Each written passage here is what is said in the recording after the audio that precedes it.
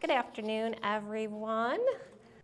To make this program more equitable for people who are here with us, either in person or online, in the front of every slide, I am going to describe the slide so that people who have a visual impairment can enjoy the program as much as everyone else. So just know that that's going to be going on through the program. I'm going to try to modulate my voice, so you know when I'm describing the slide and when I'm talking about what I'm talking about. So, all right, Chris, are you ready? Preserving Local History, Livonia's Historic Resources. The title slide features a drone shot of the village in the fall taken by Livonia Television with our title text. Slide 2 features a black and white photo of the village of Newburgh in 1916, taken from the middle of a dirt road, a photo of the Simmons Hill House, and a photo of a horse-drawn cart with a gentleman and text. Today, we are going to discuss rural beginnings, building acquisitions, historic districts, Greenmead Farms, Greenmead Village, and what's next? Slides 3 and 4 feature a graph showing the population of Livonia from 1840 to 1970 and text.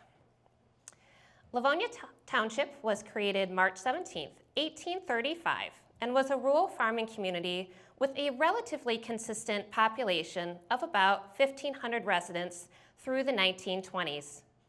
Around 1930, we start to see a noticeable change in population, and changes in the landscape were becoming more apparent. Livonia Township was beginning its transition to its new status as a suburb. In 1950, the residents voted to become a city, largely in part to keep revenues from the newly built Detroit racecourse. From this point, the population nearly quadrupled in 10 years, and then nearly doubled again the 10 years after that. Slide 5 features the logo of the Livonia Historical Society and a black and white photo of society members standing in front of the Friends Meeting House and text. The story of preserving Livonia's history begins in 1956 with the formation of the Livonia Historical Society. A few members of this organization were the driving force behind the preservation of Livonia's old buildings and sites. This rural farming community was growing rapidly, and those who had been settled here for many years recognized that action needed to be taken before it was too late. The society urged the city to create a commission for historical activities, and in 1958, the Livonia Historical Commission was created. This commission is made up of community members who serve at the pleasure of the mayor. Slide 6 features a black and white photo of the Friends Meeting House, known as Quaker Acres, taken on diagonal and text. The first property to be purchased by the city for preservation was a residential home that had once been a Quaker Friends Meeting House in 1962. This site, named Quaker Acres, was to house a future museum, and with its acquisition was the catalyst for preserving other buildings within the city. By 1972, a proposal for a site adjoining Buchanan School to expand preservation efforts was talked of, but eventually scrapped. Slide 7 features a color photo of Quaker Acres Historical Village with the Shaw House and Gear Store visible and text. However, within the following few years, the Shaw House, AJ Gear Store, and DUR Waiting Room were acquired and moved to the Quaker Acres site, creating the Quaker Acres Historical Village. Slide 8 features a black and white photo of Wilson Barn and text. In this same time frame, members of the community and the newly created Friends of the Barn were also pressuring city administration to acquire the Wilson Barn property from Livonia Public Schools. During a 1973 Livonia City Council meeting, a resolution was passed including the following, quote, "Whereas the acquisition, preservation, and renovation of the buildings now on this site is a realistic and worthwhile goal for this community to pursue," end quote. And quote, "a living symbol of Livonia's interest in preserving its cultural and historical legacy," end quote. Slide 9 features the Wilson Barn historical marker with people clapping and text. It took a few years, but in 1978, the Wilson Barn site was officially purchased by the city and has been operated by the Friends of the Barn since that time. Slide 10 features a modern color photo of the Smith House and a historic photo of the home with 3 people and text. In 1974, the Livonia Historic Preservation Commission was created with the purpose to safeguard the heritage of the city by preserving historic districts which reflect elements of the city's cultural role, societal, economic, political, or architectural history. Slides 11 through 17 feature photos of each of the properties I'm about to list. By 1976, 19 properties throughout the city have been designated as historic resources. These historic resources included the Newburgh Mill, Orson Everett House,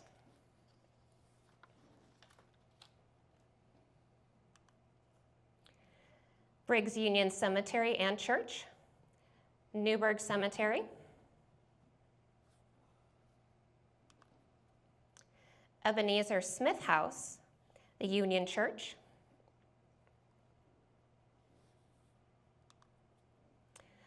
Clarenceville Cemetery, the Felician Sisters Mother House,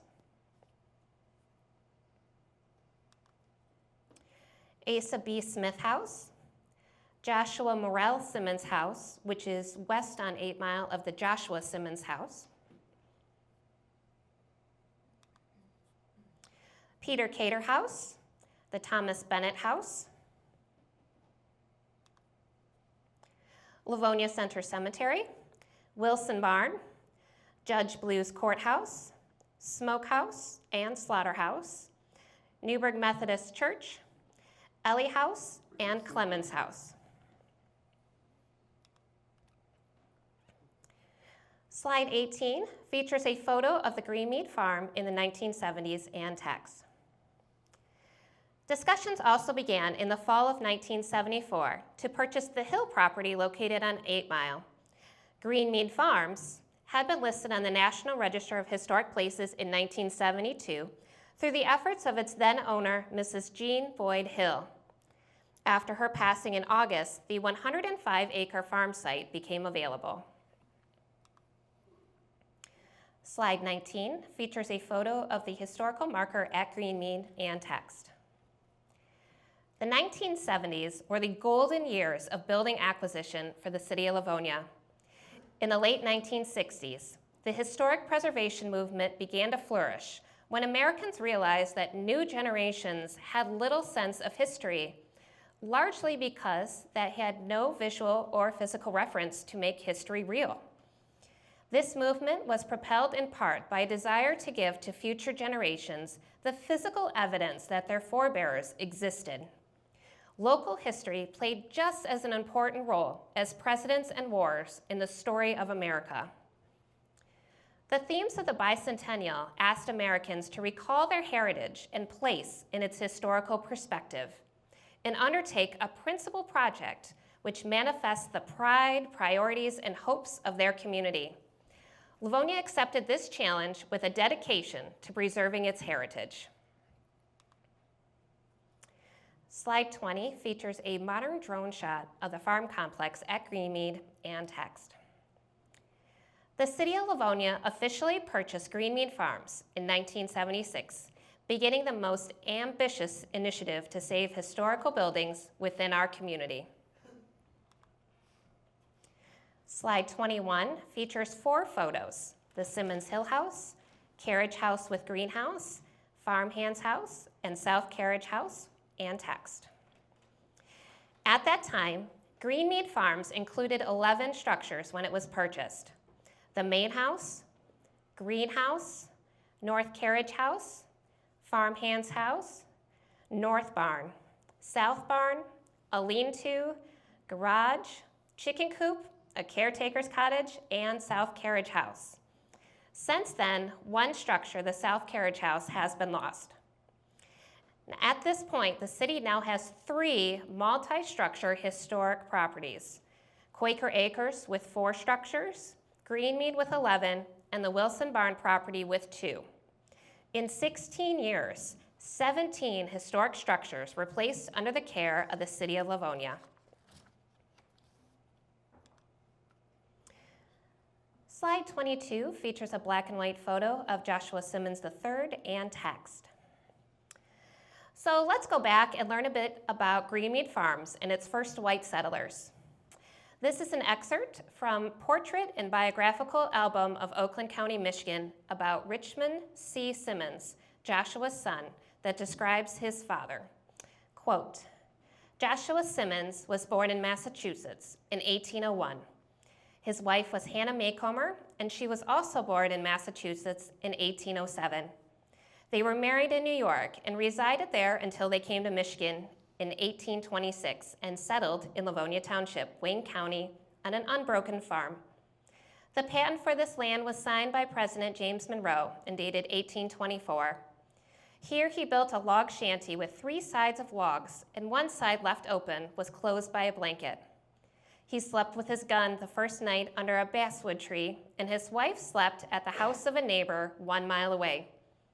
He arranged with her that he would fire a gun in the morning to assure her of his safety, as she feared that his life might fall a sacrifice to the wild beasts. He was a poor man when he had paid for his land and had exhausted his means. This 160 acres of land became the permanent home of Joshua Simmons, and here he lived for 57 years. He increased his acreage in time and was, for a while, quite a large landed proprietor. He was a tremendous worker and hewed the timber for the first mill in Farmington Township, also for the first grain barns that were erected in Livonia and Plymouth Townships." End quote. This is a copy of the land deed for the area known as Greenmead today.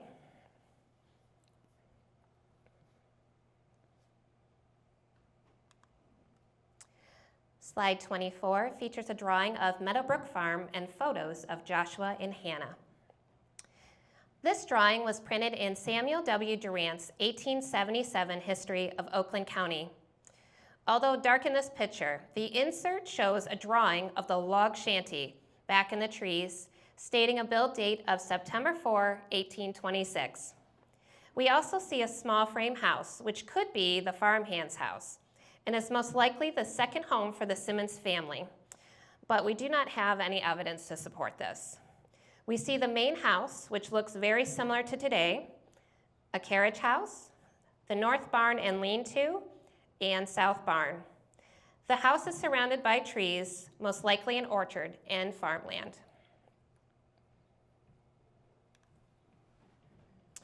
Slide 25 features a photo of the north barn and text. Joshua Simmons built this frame barn on his property in 1829. This is thought to be the first frame barn in what would be Livonia. This area was briefly Buckland Township at that time, then Ninkin and Livonia Townships. The barn is a timber and frame construction in the Pennsylvania tradition, which is 2 stories built on an embankment.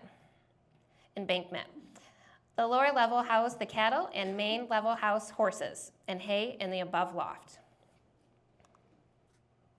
Slide 26 features a photo of the south barn and text. The south barn build date is approximately 1877. The barn was most likely converted into a dairy barn after the Hill family purchased the land. The building still retains much of the dairy equipment. Modifications had been made to the upper portion of the building to allow for a hay trolley at some point. In 2024, we received a grant for rehabilitation planning with hopes to rehabilitate this structure in the future. Slide 27 features a photo of the Simmons Hill House. This is an excerpt from the History of Oakland County, Michigan with illustrations, quote, "By the most persistent and unremitting toil, Mr. Simmons cleared his land and gave it a thorough cultivation, and in due time, the old log cabin was demolished, and in its place, in the year 1841, he erected a new residence, which at the time was universally acknowledged to be the finest farmhouse in the county, and of which Mr. S.P. Lyon of Farmington was architect and builder," end quote. Slide 28 features a photo of the greenhouse and carriage house. The North Carriage House is a handsome building with an architectural dignity that belies its nature as a service building. It was built sometime between 1841 and 1877, with the lower level as an area for carriages and the upper living quarters for either house or farm helpers. The Lord and Burnham greenhouse was purchased in 1926, enabling fresh flowers to be available for Mrs. Hill daily. The frame of the greenhouse is still original, but the lower walls and windows have been rebuilt throughout the years. Slide 29 features a photo of the farmhand's house. The farmhand's house is perhaps the most historically significant building in the farm complex. The north portion of this home is believed to be the house built and lived in by the Simmons between 1829 and 1841, replacing the log structure, making it one of the oldest residences in the area. Multiple additions have been added to this building over time. Due to serious issues in the basement, a new basement was built just to the north of its original location, and the building was pulled and placed on top of the new one. Slide 30 features a photo of the caretaker's cottage. This is the newest building to the farm complex. Its design is more rooted in colonial and English cottage revivals, with a degree of domestic charm. This building was constructed over the foundations of the first South Carriage House. Joseph and Marceline Holler, the farmhand and chauffeur, lived in this house during the time of their employment. They lived in the farmhand's house as well. Joseph's brother Stanley was the gardener. Currently, this building is not open to the public. Slide 31 features a site plan for the village. The purchase of Greenmead Farms provided a substantial land increase for a historical village. So it was decided that the structures that had been moved to Quaker Acres Village would be moved again to Greenmead. This site plan was developed by Robert Seymour for the area now known as the Historical Village at Greenmead. And once a road was established, buildings began to move. Slides 32 through 34 features photos of the properties I will be discussing. The Gear Store and DUR from Quaker Acres were the first buildings to be moved in the fall of 1976. In the summer of 1977, 3 additional structures were acquired: the Newburgh Church and its parsonage, as well as the Kingsley House, which was donated to the city. In 1979, 2 more structures were acquired: the bungalow from the village of Newburgh and Judge Blue's office, which is not to be confused with where we are right now. The Shaw House and Friends Meeting House from Quaker Acres site were moved in 1981. After the sale of the Hinburn property to the Southland Corporation in 1984, the house was donated to the village and moved in 1985. Finally, the Newburgh School and Alexander Blue House were moved to the village in 1987. Slide 35 shows a table with the building names and years moved. This completed the acquisition and moving of structures to Greenmead for the moment.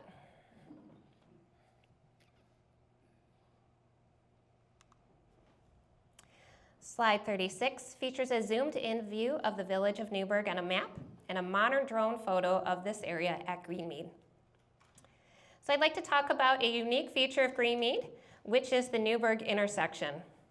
For those of you familiar with Livonia, you may know that we do not have a downtown currently. Livonia Township, being a rural farming community, had many villages or intersections. Some names may be familiar to you if you're from that area, if you've lived here for a bit. Clarenceville, Livonia Center, which I think we all know about right now, Stark, Newburgh, Parentsville, and Pikes Peak, Elm, Gilt Edge, Schwartzburg, and Rough and Ready. Slide 37 features photos of the Newburgh intersection buildings. The village of Newburgh was located at the intersection of Newburgh and Ann Arbor Trail.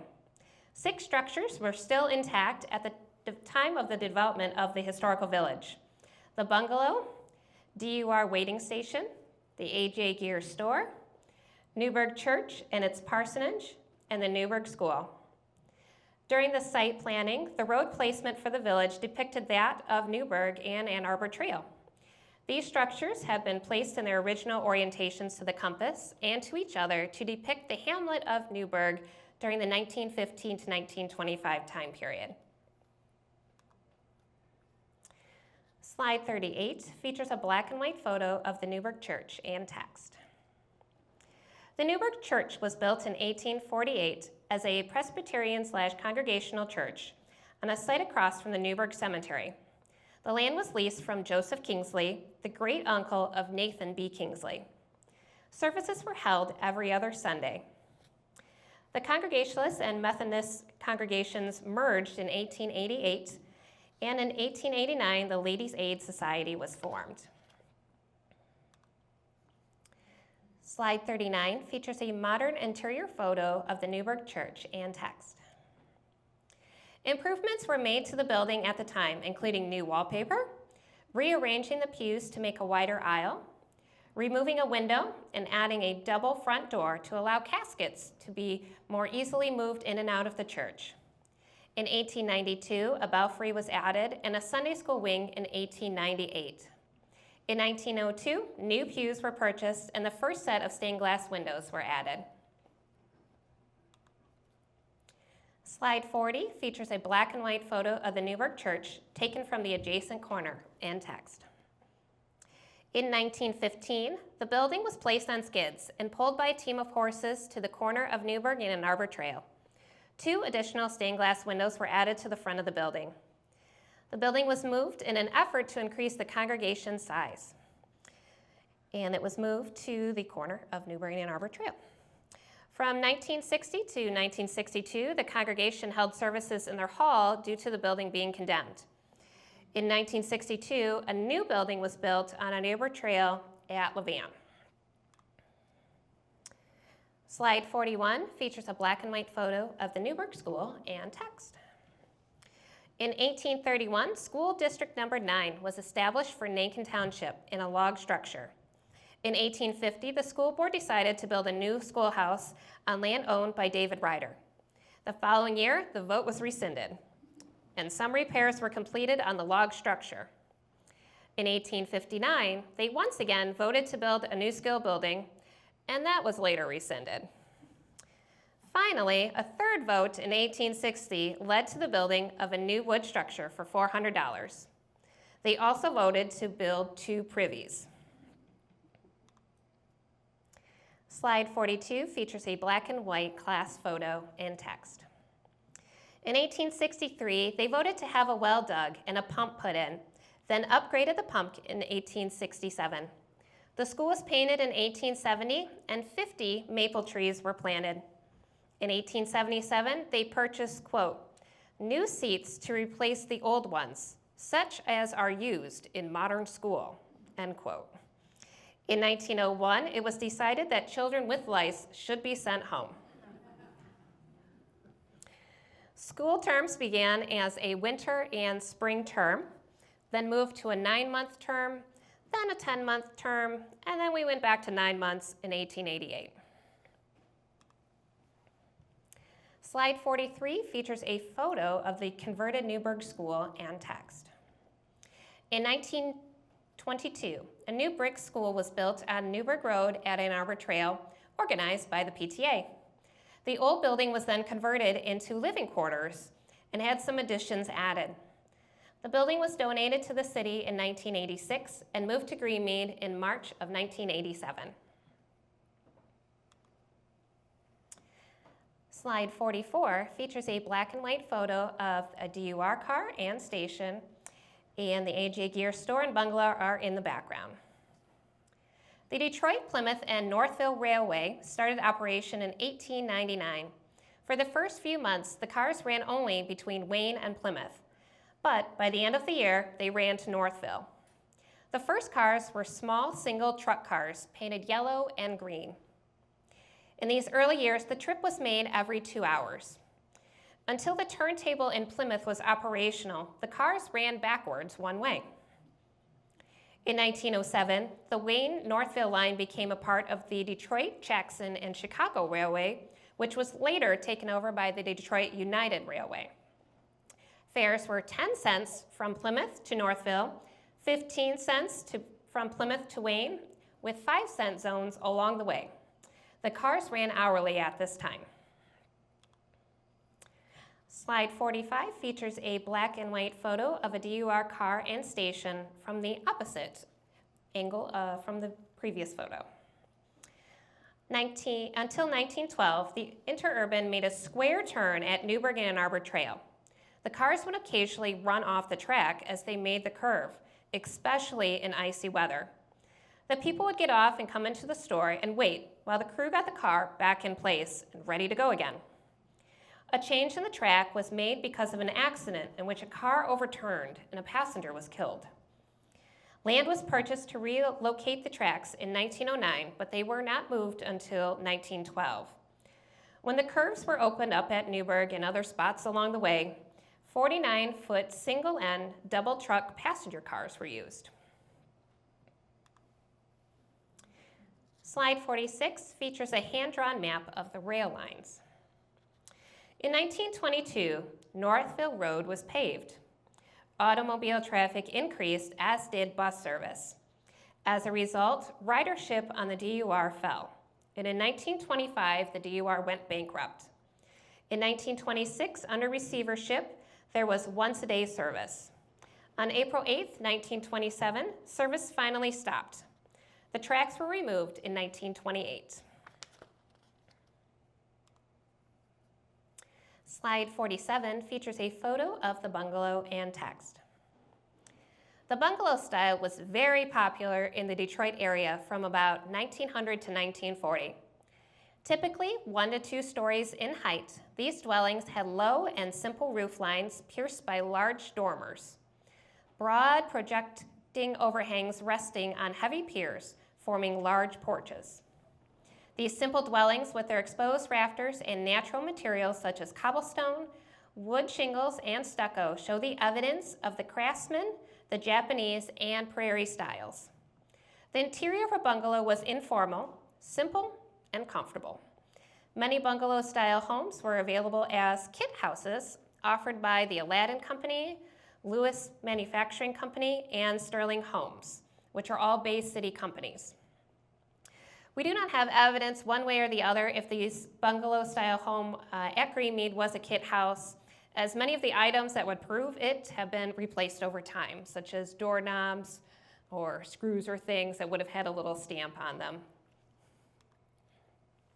Slide 48 features photos of the AJ Gear store and text. The AJ Gear store was built in 1908. It opened as a general store by Alan Gear December 21st, 1912. Dry goods, hardware, and groceries were sold. And if you're interested, you can look through a copy of the ledger book on your next tour of the buildings. Sunday tours will begin again in June. In 1916, the family moved to Grass Lake, and the store was sold to C.R. Carson. It continued to operate as a store from 1917 to 1924. No further information is available about this building. It seems to have sat vacant from about the 1950s until the 1974, when it was purchased by the Livonia Historical Society and moved to Quaker Acres. Alan Gear was involved in a fatal car accident in 1925 at the Warren Crossing near French Landing. He is buried in Riverside Cemetery in Plymouth. Slide 49 features a photo of the parsonage and text. The Newburgh Methodist Church was removed from the Plymouth Circuit in 1920, creating the need for a parsonage. Side note, up to this point, this congregation was served by a circuit rider who traveled a 10-part or 10-stop circuit. And if you'd like to learn more about circuit riders, stop in the church during a Sunday tour. They start in June. Ground was broken for the parsonage April 1st, 1924. On June 28th, Reverend Havens moved into this 7-room bungalow. Half of the mortgage had been paid off at this time.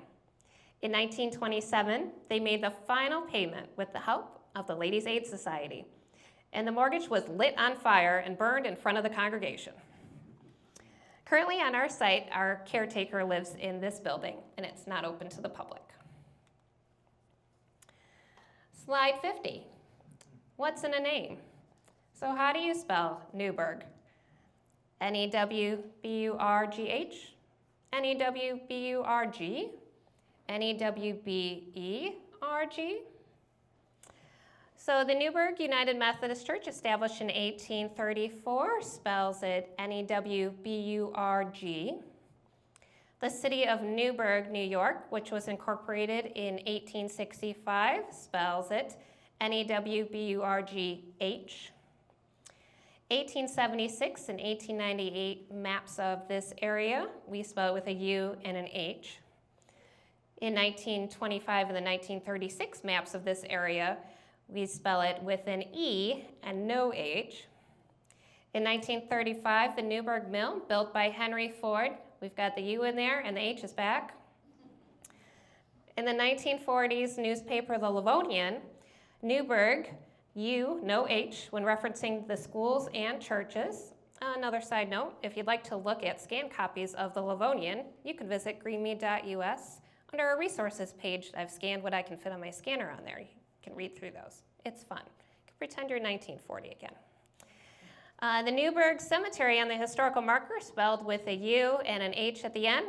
Newburgh Cemetery on a headstone inventory from 1932 by the DAR was with a E and no H. Newburgh Cemetery is in the city ordinance with a U and no H at the end. In 1891, the U.S. Board on Geographic Names declared that in the interest of consistency, all American cities and townships ending in burg, B-U-R-G-H, must drop the final H. Following years of protests, the board reversed its decision in 1911, and the letter H was added to names like Newburgh or Pittsburgh. Livonia's Newburgh retained its original spelling until 1950s, when fresh waves of new residents assumed it was spelled with an H, as other burgs around the county were spelled. And now it is spelled Newburgh with the road, with the H at the end. At Greenmead, we use Newburgh with no H at the end in reference to the school, church, and intersection. Slide 51 features a photo of the Ninkin Mill School being moved and text. Finally, one more structure was added to Greenmead in 2016, the Ninkin Mill School. Opened in 1937 for the workers, children of the workers at the Henry Ford's Ninkin Mill.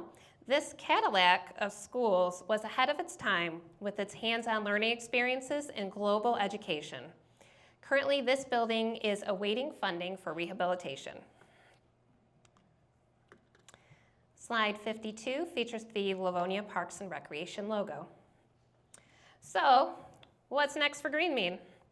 In the fall of 2020, Greenmead was placed under the Parks and Recreation Department with the goal to expand programming, usage, and increase visitors to our hidden gem.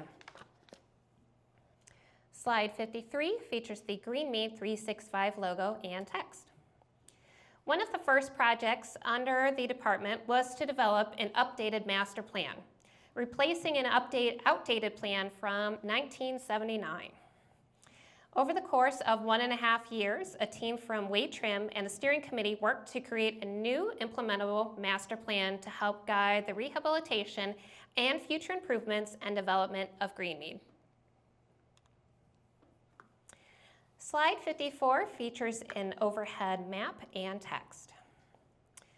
So here is a rendering of how Greenmead could look in the next 20 years.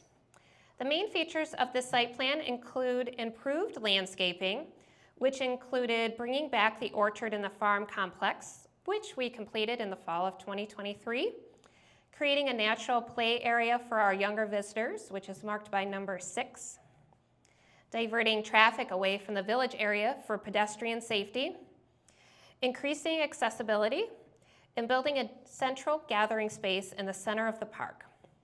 This plan also included long-term capital improvement projects broken down into 5 phases, as well as individual building assessments. A copy of the master plan can be viewed on the Greenmead homepage at greenmead.us. Slide 55 features photos of the South Barn and Nankin Mills School and text. As we continue our quest to preserve local history, preservation and rehabilitation projects are continuous. Our next 2 large-scale projects will be the rehabilitation of the South Barn and Nankin Mills School. As I mentioned earlier, we did receive grant funding to begin rehabilitation planning for the South Barn, and we're hoping to have that plan completed within the next 2 years. From there, we will continue to fundraise and look for funding opportunities to complete the work needed to rehabilitate the building for future programming and education. Slide 56 features a photo from our headstone workshop and text. Another preservation initiative within Livonia is headstone rehabilitation at the 4 historic cemeteries now owned by the city. Clarenceville, which is on 8 Mile, Livonia Center, which is across from the City Hall campus, Newburgh, which is on Ann Arbor Trail, and the Union Brake Cemetery, which is on 6 Mile. Within these cemeteries, we have approximately 3,000 headstones dating back to 1827. This year, we will continue our work at the Newburgh Cemetery, which is our largest cemetery. In 2023, we were able to rehabilitate just over 100 headstones, and in 2024, 114 headstones. With plans to continue work in that cemetery this year, I'm hoping that we may get to the end of Newburgh Cemetery, but we'll see how the weather plays out. If not, we're going to complete Newburgh next year and move over to Clarenceville.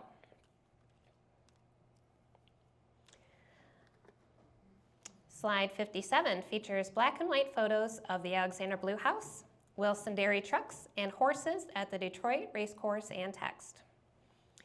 The City of Livonia continues to preserve the past through its dedication to protecting structures and sites that tell the story of its earliest residents. The voices of a few energized a community to appreciate and save many historic properties before they were lost to growth and progress. Slide 58 features a rendering of Greenmead Way. With the momentum of the bicentennial, Livonia accepted the challenge to preserve its history and today still accepts that challenge with confidence.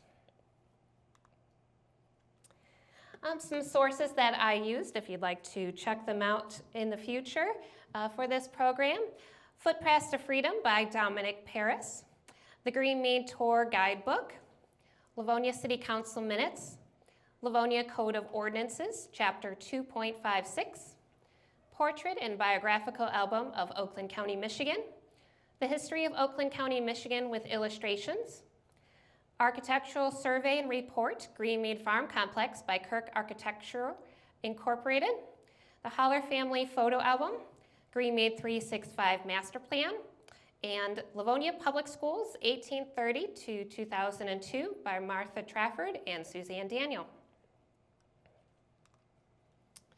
Thank you for joining us today. If you have any questions or if you'd like to visit us, Greenmead Historical Park is located at 20501 Newburgh here in Livonia. Our phone number is 248-477-7375, and you can email us at greenmead@livonia.gov.